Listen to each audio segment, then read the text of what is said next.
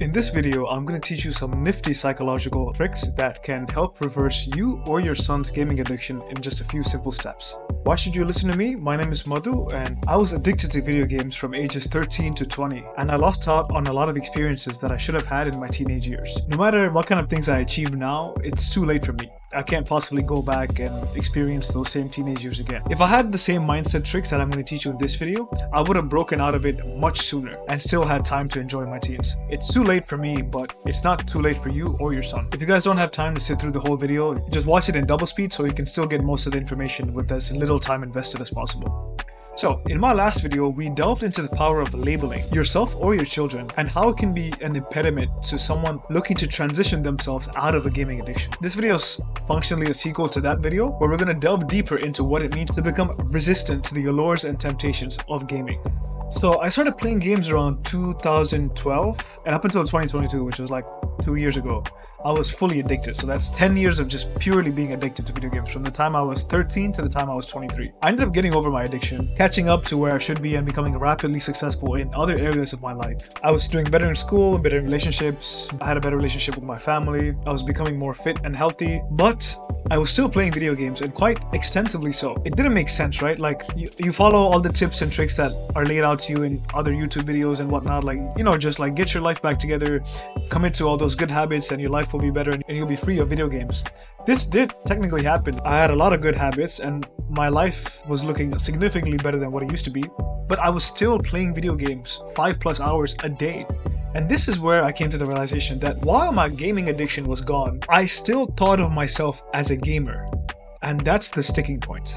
Have you guys heard of the saying, "I think, therefore I am"? It's actually a quote from Rene Descartes, and it perfectly illustrates how the power of belief is a massive, massive proponent to what individuals accomplish in their lives. When you have a certain belief system, your brain will go out of its way to prove that you're correct. This is the confirmation bias that we discussed in my last video. And it's one of the biggest reasons why momentum exists within someone's life. Think positive, empowering thoughts, and you'll have positive momentum, which is basically like a perpetual tailwind that's always pushing you towards whatever endeavor that you're striving towards. However, think negative and limiting thoughts, and every endeavor you try to sink your teeth into becomes a cumbersome chore, and you constantly feel like you're swimming upstream.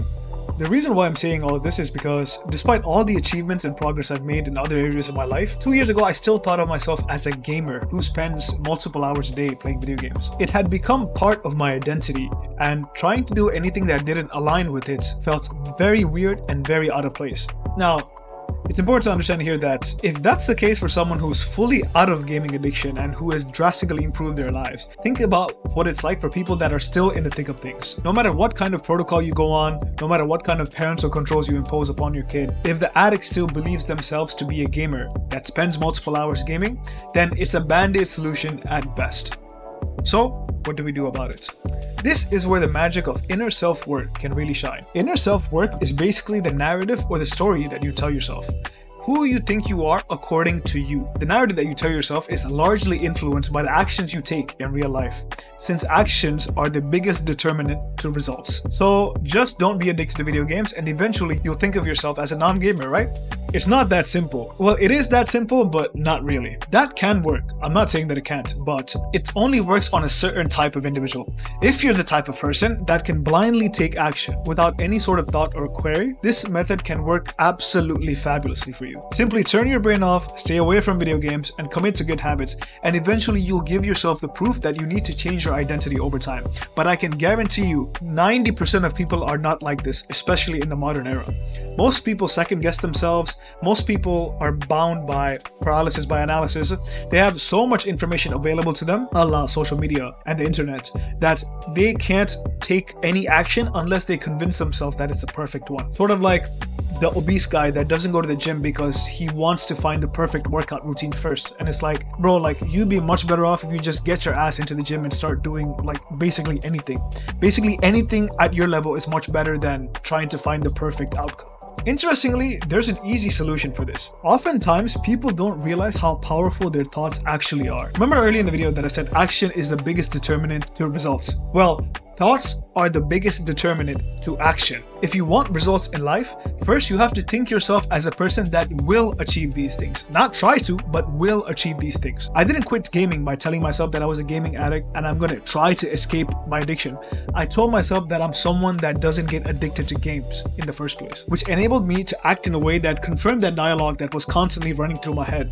Like I said, confirmation bias is a very powerful thing, guys. Your brain will go out of its way to prove that it's correct. So if you think of yourself as a person that doesn't get addicted, or you think of yourself as a person that is like smart or good looking, even if that's not the case completely, your brain will constantly try to prove you correct. So it only serves you to think positive thoughts. That's why, like, think positive is such a cliched and honestly an aggravating term sometimes, but it has an ounce of truth to it, in the sense that you really are what you think. Eventually the thoughts fueled into the action, and the action got the results I was looking for. It's a beautiful circle, guys. It just thoughts into action, action into results, and the results that you get fuel your thoughts even more, and the cycle repeats in a good way.